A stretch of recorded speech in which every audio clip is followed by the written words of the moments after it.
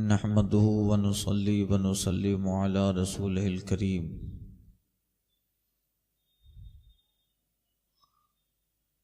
अम्मा बाद, बिस्मिल्लाहिर रहमानिर रहीम।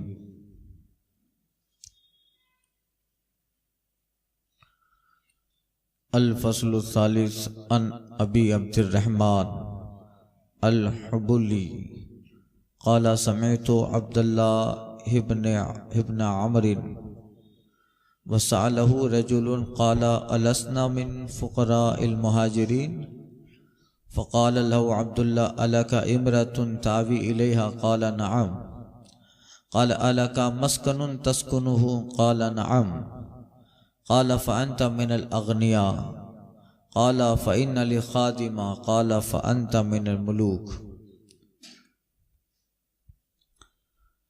हज़रत अबू अब्दुर्रहमान हुबूली रज़ी अल्लाह ताला अन्हो से रिवायत है। अबू अब्दुर्रहमान ये इनकी कुन्नियत है और इनका नाम अब्दुल्ला बिन ज़ैद है। ताबई है और मिस्र के रहने वाले थे। हज़रत अबू अयूब अंसारी, हज़रत अबू ज़र गफ़ारी, अब्दुल्ला बिन अम्र इब्न आस रज़ी अल्लाह ताला अन्हुम, इन असहाबे किराम से मुलाकात है, इसलिए ताबई हैं। अफ्रीक़ा में हिजरी 100 में उनकी वफ़ात हुई, जो बहुत बड़े मुत्तकी आलिम ज़ाहिद व परहेज़गार इंसान थे। तो हज़रत अबू अब्दुर्रहमान रिवायत करते हैं, कहते हैं मैंने अब्दुल्ला बिन अम्र रज़ी अल्लाह ताला अन्हु से सुना। उनके पास एक आदमी आकर सवाल करता है और कहता है अलस्ना मिन फ़ुक़राइल मुहाजिरीन। उस आदमी ने पूछा अब्दुल्ला बिन अम्र से कि क्या हम फ़ुक़राए मुहाजिरीन में नहीं हैं? मतलब वो जो साहब आए थे वो नॉर्मल आदमी थे, मतलब मिडिल क्लास जिसको हम लोग कहते हैं, और ये चाहते थे कि मेरा शुमार भी मुहाजिरीन फ़ुक़रा में हो, जैसे असहाब सुफ़ा। तो उनकी फजीलत है ना, हुजूर ने कई बार उनकी फजीलत बयान की, कुरान में उनका जिक्र आया। और ये लोग 500 साल पहले, एक हदीस में 400 साल पहले ये जन्नत में जाएंगे मालदारों के बमुकाबिल, और भी बहुत सारी फजीलतें हैं। तो जो साहब आए थे वो अब्दुल्ला बिन अम्र से पूछते हैं कि मैं भी उनमें से हूं क्या नहीं हूं, ताकि वो फजीलत मुझे भी मिल जाए। तो पूछा अलस्ना मिन फ़ुक़राइल मुहाजिरीन, क्या हम लोग फ़ुक़राए मुहाजिरीन में नहीं हैं? तो हज़रत अब्दुल्ला बिन अम्र ने उससे कहा क्या तेरे पास बीवी है? तावी इलैया, जिसके पास तू जाता है, यानी जिसकी तरफ तू रुजू करता हो, बीवी है? क़ाला नाम, हाँ है। अलका मस्कन तस्कुन, क्या तेरे पास रहने के लिए मकान है? क़ाला नाम, कहाँ है? क़ाला फ़अन्त मिनल अग़निया, हज़रत अब्दुल्ला बिन अम्र कहते हैं तब तू मुहाजिर फ़कीर कैसे हुआ? अन्त मिनल अग़निया, तब तो तू मालदार है, तब तो तू मालदार है। फ़क़ाला, तो साहब जो आए थे वो कहते इन्ना लि ख़ादिमन, मेरा एक नौकर भी है, मेरा एक खादिम भी है। तो अब्दुल्ला बिन अम्र कहते हैं फ़अन्त मिनल मुलूक, तब तो तू बादशाह भी है। तो फिर फ़ुक़राए मुहाजिरीन में कैसे हुआ? यही तो है, बीवी है, मकान है, तो मालदार है। लोग कहते हैं रोटी कपड़ा और मकान, यहाँ बीवी की ज्यादती है, बीवी भी हो।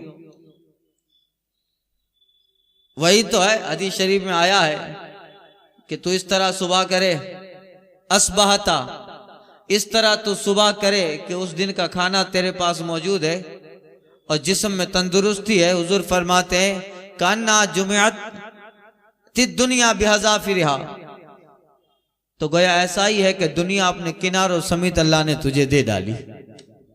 कपड़ा है, उस दिन जिस दिन सुबह किया है उस दिन का खाना भी है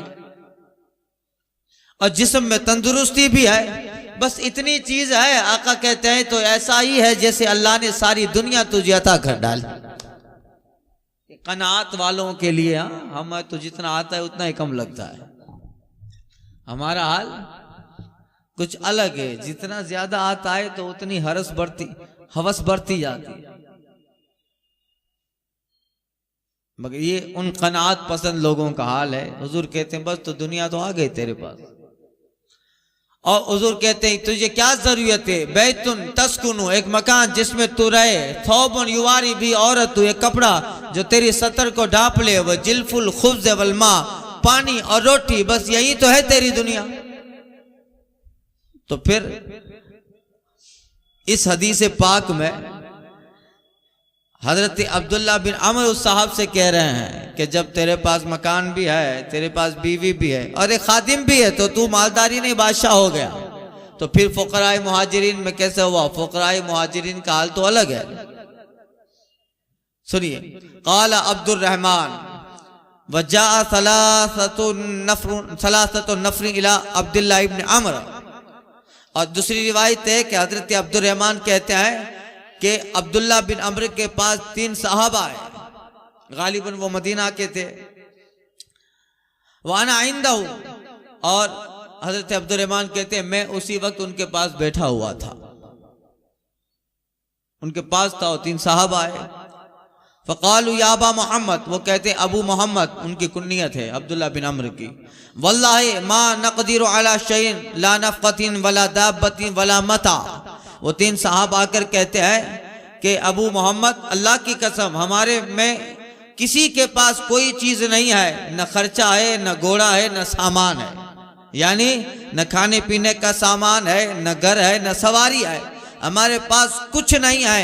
फ़क़ाल लहुम मा शिअतुम, तो हजरत अब्दुल्ला बिन अमर कहते हैं तो तुम क्या चाहते हो, क्या चाहते हो? कहते हैं इन शिअतुम रजा तुम इलेना फातैना, अगर चाहते हो कि तुम्हें कुछ दें तो ठीक है, अभी चले जाओ, वापस आना, फिर हम तुम्हें कुछ देंगे। अगर तुम आ रहे हो और ये कह रहे हो कि हमारे पास न सामान है, न सवारी है, न मकान है, न खाना है, अगर मांगने आए हो तो कहते हैं रजा तुम इलेना फातैना कुम, ठीक है अभी जाओ, बाद में आओ, हम इंतजाम करते तुम्हें देते हैं। वमा यसर्रल्लाहु लकुम, तो हम तुम्हें वो सामान देंगे जो तुम चाहो, फिर आओ, और वो देंगे जो अल्लाह ताला तुम्हारे लिए मयस्सर करे, यानी जो हमारी ताकत होगी तुम्हें दे देंगे। वंशी तुम, और अगर तुम चाहो ज़करन अमरकुम लिसुल्तान, तो हम तुम्हारी बात बादशाह से करें। ये हजरत अमीर मुआविया रज़ी अल्लाह ताला अन्हु का जमाना था, क्योंकि हजरत अमीर मुआविया रज़ी अल्लाह ताला अन्हु बहुत देते थे, बहुत देते थे। खुद मदीना तैयबा में इमाम आली मकाम को बहुत सामान आपने भेजा था और भेजते भी रहते थे, और दूसरे भी अहले मदीना को। तो इनका जमाना था कि हम देंगे, अगर ज्यादा की जरूरत है तो अमर ज़करना अमरकुम लिसुल्तान, तो हम बादशाह से तुम्हारी बात करेंगे कि इनके पास कुछ नहीं है, कुछ दे दो। वइन शितुम, और अगर तुम चाहते हो तो जिस हाल में हो उस पर सब्र करो, जिस हाल में हो उस पे सब्र करो। फ़इन्नी समीअतु रसूलुल्लाह सल्लल्लाहु अलैहि वसल्लम यक़ूल इन्नल फ़क़्र अल मुहाजिरीन यस्बिक़ून अल अग़निया यौमल क़ियामा इलल जन्नति बिअरबईन ख़रीफ़ा। इसलिए कि मैंने रसूल पाक सल्लल्लाहु अलैहि वसल्लम को इरशाद फरमाते सुना, आका फरमाते हैं कि मुहाजिरीन फ़क़रा क़यामत के दिन जन्नत में 40 साल पहले मालदारों से जाएंगे, 40 साल मालदारों से पहले जन्नत में जाएंगे। अगर सब्र कर लो न मैं तुम्हें कुछ दूं, न तुम्हारे माल तुम्हारे हाल की शिकायत बादशाह से करूं। जिस पोजीशन पे हो उस पोजीशन पे रहो, तो तुम्हारा शुमार फकीरों में है तो फिर जन्नत में 40 साल पहले दाखिला मिल जाए। इस पे रहो तो सब्र करो। अब तुम्हारे हाथ में ये ले लो या वो ले लो, चाहते हो तो देंगे, अगर नहीं चाहते हो तो सब्र करो। तो फिर इस हाल पे रहोगे तो फिर जन्नत में, दुनिया में तो कैसे भी 10, 15, 50 साल गुजर जाएंगे, मगर कयामत में अल अगनिया यौमुल क़यामत इलल जन्नति बिअरबईन खरीफा, 40 साल पहले तुम्हें जन्नत में दाखिला होगा अगर सब्र करो। तो वो कहते हैं ठीक है, इन्ना नस्बी, ठीक है तब तो हम सब्र ही करेंगे। अब उनकी गैरत थी जब ये हदीस बयान की सरकार की, चाहे तो दे दे चाहे तो सब्र करो, देने में भी हर्ज नहीं है, मगर तुम्हें हदीस सुना दी मैंने, रसूल पाक ने ऐसा कहा है, चाहे तो सब्र करो। अब वो सहाबा थे, कालू इन्ना नस्बिरो वला नसअलु शैया, अल्लाह की कसम सब्र ही करेंगे, आज के बाद कभी सवाल ना करेंगे, आज के बाद कभी पूछेंगे नहीं। ये गैरत ईमानी थी। ये क्या थी? गैरत ईमानी, उनकी खुददारी थी। अगर जो भूख लगी है मगर सब्र को पसंद किया, पेट को पसंद नहीं किया। डॉक्टर इकबाल कहते हैं कि दिल की आजादी शिकम शाही, शहनशाही शिकम सामान मौत। दिल की आजादी शहनशाही शिकम सामान मौत, ये पेट मौत का सामान है। हुजूर फरमाते हैं तुम्हारे बदन में अल्लाह ने एक ऐसा बर्तन दिया है जो कभी भरता नहीं है। यही पेट कभी भरता है? नहीं भरता है। ख्वाहिशों से नहीं भरता है, उम्मीदों से नहीं भरता है। का एक बर्तन है जो कभी भरता ही नहीं है। हाँ, हुजूर कहते हैं उसे कब्र की मिट्टी ही भर डालेगी, बाकी तो ये भरेगा नहीं। तो ये पेट, ये मौत है। जब ये और आरजू लेता है, उमंग लेता है, तो इसका असर इंसान के कल्ब और ज़हन और फिक्र पे पड़ता है, और फिर इसकी वजह से आदमी हलाल और हराम की तमीज उठा देता है। भूख ऐसी चीज है। इसलिए सूफियाए किराम के मुजाहिदात में सबसे पहले भूख को रखा जाता था। ये रियाजत, तसव्वुफ और बंदगी, जिसको मुजाहिदाए नफ्स और तज़किया नफ्स कहा जाता है, तज़किया नफ्स में पहला मकाम यह है कि भूखा रहा जाए, रोजा रखा जाए, बाद में वो दूसरी चीजें आती है। पहले भूखा रहना। सरकार बगदाद 25 साल बुर्ज अजमी में रहते हैं, जंगलों में रहे 25 साल, मगर गौसे पाक खुद अपने मलफूजात में लिखते हैं कि उन 25 सालों में अब्दुल कादिर ने न सैराब होकर पानी पिया, न पेट भर के खाना खाया। ये हाल है। और एक दिन तो कहते हैं गौसे पाक के इतनी भूख लगी थी, तालिब इल्मी का जमाना था, वो तालिब इल्मी का जमाना, पढ़ाई का जमाना था। इतनी भूख लगी थी, बगदाद की मस्जिद में बैठे हैं और सामने देखा तो एक आदमी खाना खा रहा था। गौसे पाक कहते हैं मुझे इतना भूख ने परेशान किया था कि सामने वाला आदमी खा के जब लुकमा उठाता तो मेरा मुंह खुद ब खुद खुल जाता था, मेरा मुंह खुद ब खुद खुल जाता। फिर मैं अपने नफ्स को मलामत करता, ये क्या कर रहा है? अरे सब्र भी कोई चीज है। क्या कहते? मैं अपने आप को मलामत करता, ए नफ्स ये क्या कर रहा है? सब्र भी तो कोई चीज है, इतना बेसब्रा बन रहा है। भूख इतनी है कि सामने वाला खा रहा है तो यहां गौसे पाक का मुंह खुल जाता है। अब ये अंदाज लगाइए किस हाल में सामने वाले साहिब दिल थे। वो भी देखा, ए बच्चे इधर आ। गौसे पाक कहते नहीं, उसने इसरार किया और कुछ ख्वाहिश मेरी भी थी, चला गया, का बैठ के खा। का हाल ऐसा था कि मैंने लुकमा उठाया और एक लुकमा खाया तो जो सामने वाले थे वो कहते हैं कि मैं भी इस बगदाद में अजनबी हूं, और मैं जब ईरान से निकला था तो जिलान के एक इलाके में एक जो है अल्लाह की बंदी है, उसने कहा था कि बगदाद जा रहे हो तो वहां मेरा बेटा अब्दुल कादिर पढ़ता है, उसे कुछ रकम दे देना। कितने दिन हो गए, मेरे पास जो सफर का सामान था वो भी खर्च हो गया, उस अब्दुल कादिर को ढूंढते ढूंढते आखिर उसी के रकम से अब मुझे भूख तो मिटानी थी, उसकी माँ ने जो दिया था उसी से ये खाना खरीदा। अल्लाह अल्लाह, गौसे आदम कहते अल्हम्दुलिल्लाह, उसे कहते हैं वो अब्दुल कादिर मैं ही हूँ, वो अब्दुल कादिर मैं ही हूँ, यानी खाया भी तो अपना ही खाया। ये हाल था। तो फिर अल्लाह ताला तब मकाम देता है, तब मनसब देता है, गाजी हो, गजाली हो, रूमी हो के जामी हो, कुछ हाथ नहीं आता बेया हो सहर गाई। इतना खा के सो जाओ, सुबह उठो, धंधे पे लग जाओ, रात को आके सो जाओ। ये सब मर्तबे नहीं मिलते हैं, अपने आप को मिटाना पड़ता है। मिटा दे अपनी हस्ती को अगर कुछ मर्तबा जाए, मिटा दे अपनी हस्ती को अगर कुछ मर्तबा चाहे, कि दाना खाक में मिलके गुले गुलजार होता है। ये होता है।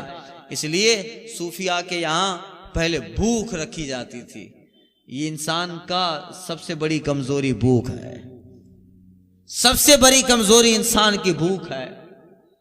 उसको मिटाने के लिए इंसान सारे रास्ते तोड़ देता है, सारे दरवाजे बंद कर देता है या खोल देता है। हजरत बायजीद बुस्तामी रहमतुल्लाह ताला अलैह जब इस मंजिल पे आ गए और मुजाहदा करते करते कई सालों के रोजे रखे, कितने सालों के रोजे रखते हैं। अब मुसलसल कई साल रोजे रखे तो एक दिन क्या है, मस्जिद में दाखिल हुए तो रमजान का महीना ना था, नफली रोजे रख रहे थे। दाखिल हुए तो एक साहब को देखा कि सूजी का हलवा खा रहा था। हलवा, तो हजरत बायज़ बुस्तामी को ख्याल आया कि आज मैं भी इफ्तार में हलवा खाऊंगा। ये ख्याल आया। जैसे ही ये ख्याल आया और मगरिब का वक्त करीब आया, हलवा सामने आया, फौरन दिल की तरफ नजर उठाई, अरे इतना बेसब्रा बन गया कि वक्त इफ्तार से पहले ही तेरे दिल में ख्वाहिश आई कि ये हलवा खाना है। आखिर ये ख्वाहिश आई क्यों? नफ्स से कहते हैं आखिर इतना बेसब्रा क्यों बन गया? मैं तो मुसलसल रोजे रख रहा हूँ और मेरा इरादा था कि अब कुछ महीने तक मैं गैप करूंगा, कुछ महीने तक रोजा नहीं रखना है, ये इरादा था, मगर तू इतना बेसब्रा हो गया, अब ये पूरा साल रोजा रखूंगा, ये पूरा साल रोजा। तुझे बताना है कि बेसब्री की सजा क्या होती है। इस ख्वाहिश की वजह से फिर पूरा साल रोजा रखने लगे। यही है दिल की आजादी, शिकम शहनशाही, शिकम सामान मौत, फैसला तेरे हाथों में, दिल ले ले या मौत। ये होता है।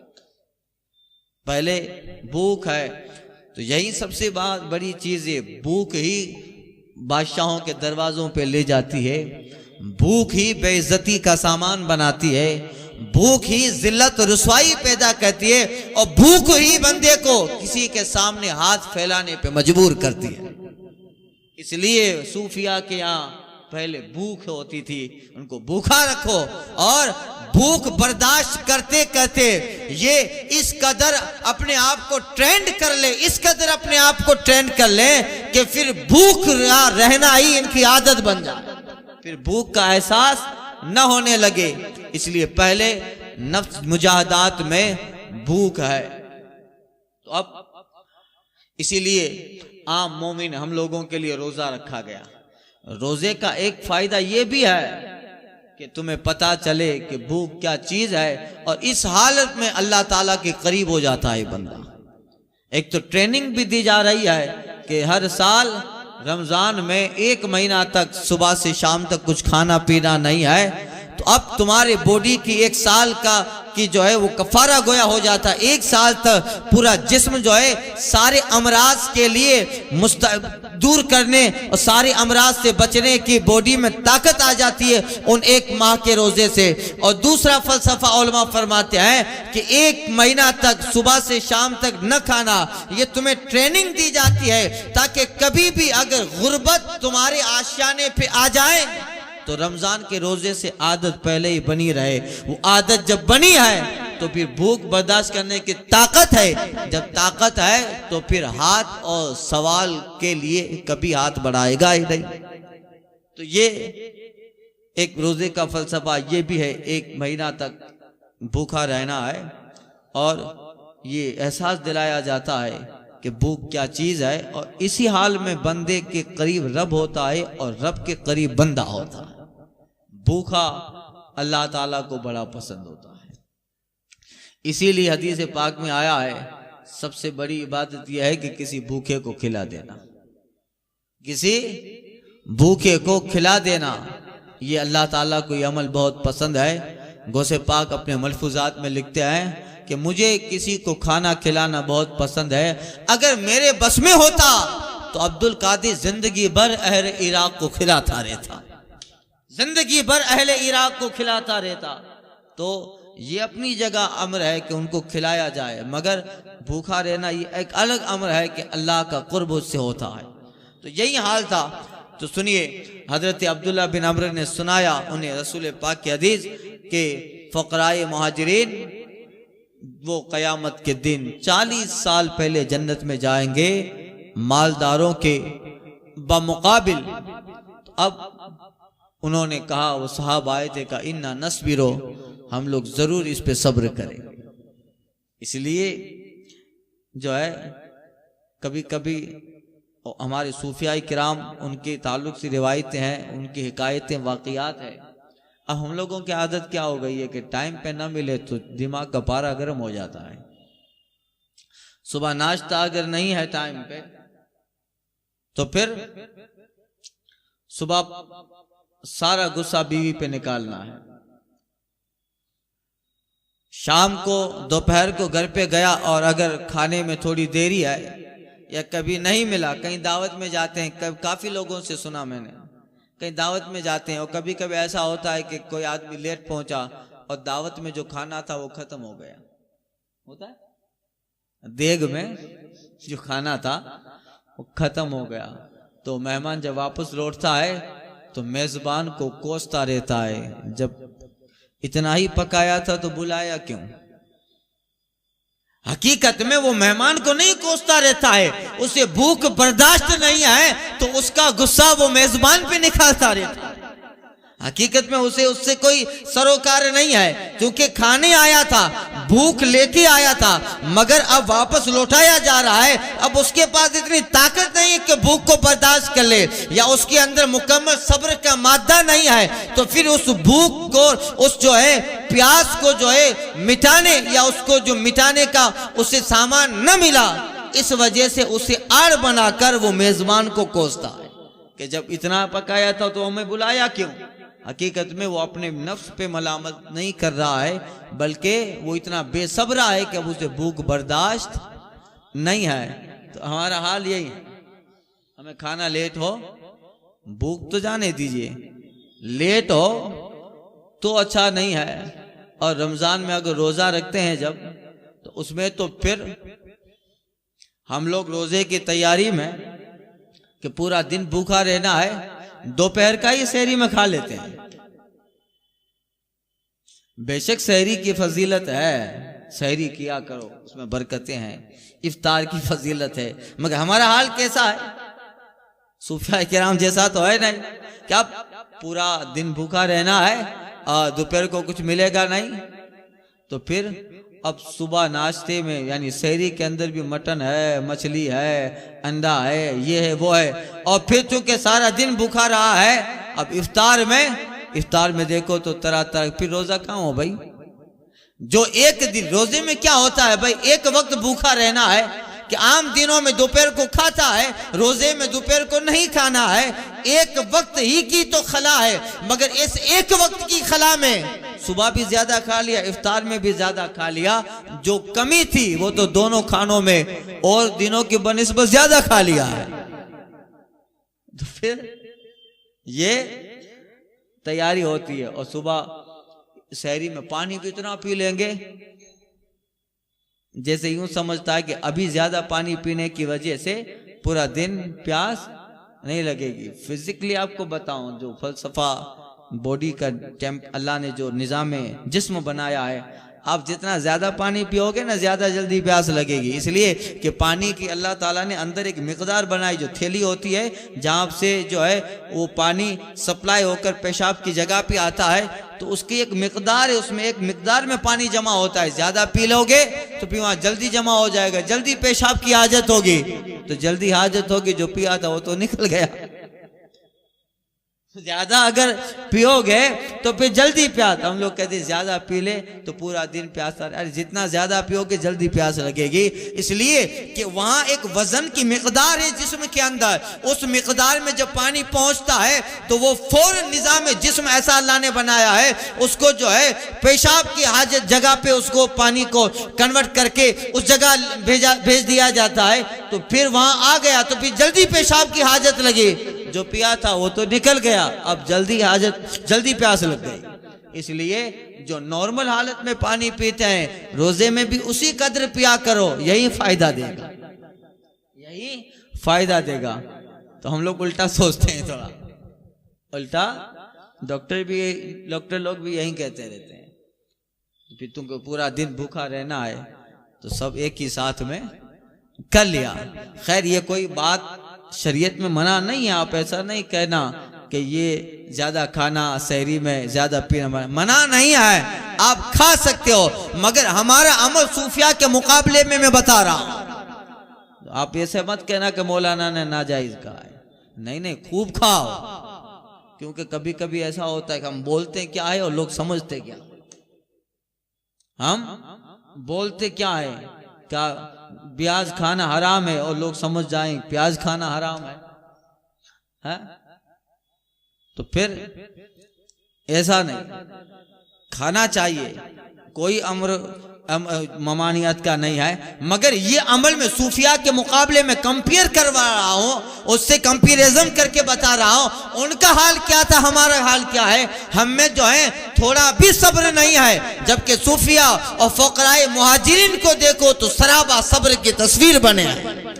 इसलिए वो लोग आए थे जिनके पास कुछ ना था, मगर अब्दुल्ला बिन अम्र क्या कहते हैं, अगर चाहो तो मैं तुम्हें दे दूं, अगर चाहो तो तुम्हारी गुर्बत की शिकायत बादशाह से करूं, वो भी तुम्हें देंगे, अगर चाहो तो सब्र करो। तो कितनी गैरत थी। वो लोग कहते हैं इन्ना नस्बिरो वला नसलो शैया, अल्लाह की कसम सब्र करेंगे, आज के बाद कभी हाथ नहीं फैलाना।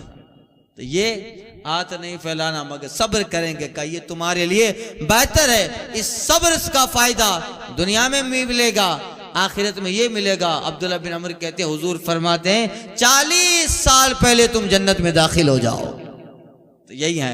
आगे इसी फकराए मुहाजिरीन के ताल्लुक